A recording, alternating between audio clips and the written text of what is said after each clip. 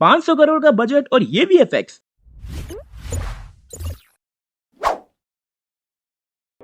पोन्नियन सेल्वन का first official trailer आने के बाद से जो सबसे बड़ा सवाल उठाया जा रहा है वो इसके वीएफएक्स का ही है। अब देखो ये सही भी है क्योंकि स्क्रीन पर देखने में लगभग सारे ही ये वीएफएक्स शॉट समझ में आ जा रहे हैं। ऐसे में जब इसका बजट 500 करोड़ बताया जाता है तब ये कमी और ज्यादा ही खुद को हाईलाइट कर देती है। बाहुबली जैसी फिल्मों में भी वीएफएक्स का यूज बहुत साधारण सा ही था, लेकिन कहानी और उसका पैकेज हमको उस फिल्म के साथ जोड़ देता है। वहीं ये फ्रेंचाइज बाहुबली के दोनों पार्ट से भी ज्यादा महंगी है, तब इतने सस्ते वीएफएक्स कैसे दे सकते हो? अब क्योंकि वीएफएक्स वो पहली चीज है जो आंखों पर सबसे ज्यादा तेज पड़ती है, ऐसे में ये शिकायतें मेकर्स को भी मालूम ही होगी कि लोग तो करेंगे ही। लेकिन क्या तुमको मालूम है कि ये कहानी बाहुबली से बहुत बहुत बहुत ज्यादा बड़ी और गहरी कहानी है। कल्कि कृष्णमूर्ति ने जब ये नॉवेल लिखी थी तब वो उस टाइम साउथ इंडिया में सबसे ज्यादा बिकने वाली नॉवेल्स में से एक बन गई थी।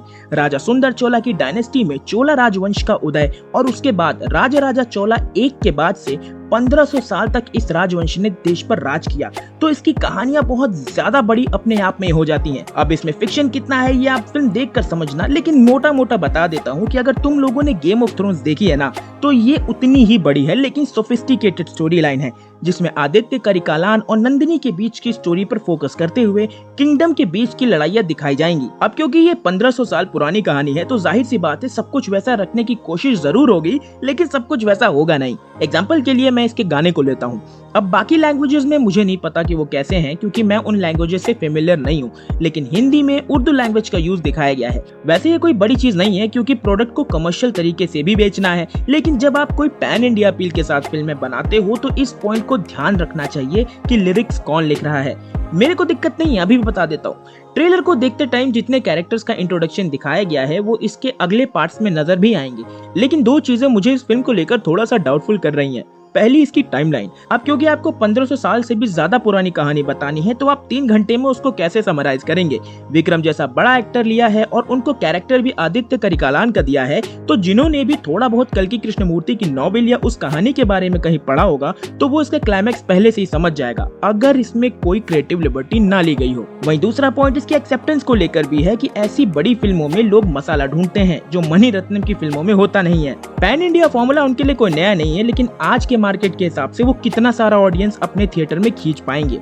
वहीं जब आप तमिल इंडस्ट्री की ऐसी फिल्म ला रहे हैं जिसको आपने हिंदी में ठीक से प्रमोट भी नहीं किया है, लेकिन ओवरऑल इसकी कहानी बहुत ज्यादा दमदार है। ट्रेलर की डिटेलिंग भी मुझे बहुत अच्छी लगी कि उस जमाने में नावों पर कैसे चोला साम्राज्य हाथी और घोड़े ले जाया करते थे। इसका एक ग्लिम्स हमको ट्रेलर में देखने को भी मिलता है। बैकग्राउंड मुझे ओके सा लगा, शायद उस जमाने के इंस्ट्रूमेंट्स और कला को ट्रिब्यूट देने के लिए ए आर रहमान ने अपनी क्रिएटिव चॉइस ली हो, विच इज वेरी फाइन। लेकिन ये ट्रेलर एक्शन से ज्यादा स्टोरी सेटअप करने पर ध्यान देता है। ये बहुत ही इंपॉर्टेंट चीज हो जाती है क्योंकि ये आपके एक्सपेक्टेशंस के बार को एक प्रैक्टिकल लेवल पर लाती है कि भाई इससे इतना ही एक्सपेक्ट कर सकते हो। वैसे जो भी लोग इसको देखकर बाहुबली को याद कर रहे हो उसमें कुछ गलत नहीं है। देखो भाई, उस फिल्म को एक फर्स्ट मूवर एडवांटेज हमेशा से रहेगा, सिर्फ इस फिल्म को लेकर ही नहीं बल्कि पीरियड ड्रामा आज के बाद से जितनी भी आएंगी सबको बाहुबली से कंपेयर जरूर किया जाएगा। अगर ये पहले आती और वो बाद में तो उसको तुम इससे कंपेयर कर रहे होते। तो यार देखो, मामला बड़ा सीधा सा है कि ट्रेलर खुद को लार्जर देन लाइफ दिखाता है मगर कुछ अधूरा छोड़ देता है, और वो अधूरा अलग अलग लोगों के लिए अलग अलग चीजें हो सकती हैं। जैसे किसी को वीएफएक्स नहीं पसंद आया, किसी को बैकग्राउंड म्यूजिक नहीं पसंद आया, तो कोई एक्शन को लेकर पॉइंट आउट करेगा। सब मिलाकर ट्रेलर एक प्रॉमिस आपसे जरूर करता है, वो खुद को डिलीवर कितना कर पाएगा मालूम नहीं। क्लैश भी विक्रम वेधा से है तो देखेंगे कि आगे होता क्या है। लेकिन अगर इस वीडियो को देखकर आपको कुछ अच्छा लगा हो या कुछ सीखने को मिला हो या फिर आपका पर्सपेक्टिव फिल्मों को लेकर कुछ थोड़ा सा बदला हो तो प्लीज हमारे चैनल को सब्सक्राइब जरूर कर देना। दिस इज बस पायलट साइनिंग आउट।